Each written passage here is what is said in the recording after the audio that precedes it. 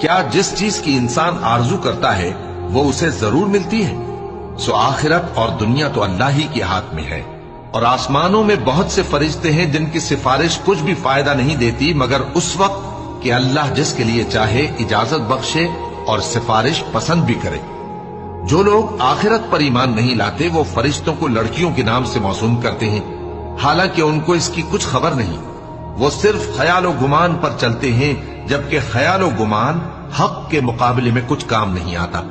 تو جو ہماری یاد سے روگردانی کرے اور صرف دنیا ہی کی زندگی کا خواہاں ہو، اس سے تم بھی منہ پھیر لو۔ ان کے علم کی یہی انتہا ہے۔ تمہارا پروردگار اس کو بھی خوب جانتا ہے جو اس کے رستے سے بھٹک گیا، اور اس سے بھی خوب واقف ہے جو رستے پر چلا۔ اور جو کچھ آسمانوں میں ہے اور جو کچھ زمین میں ہے سب اللہ ہی کا ہے، اور اس نے خلقت کو اس لیے پیدا کیا ہے کہ جن لوگوں نے برے کام کیے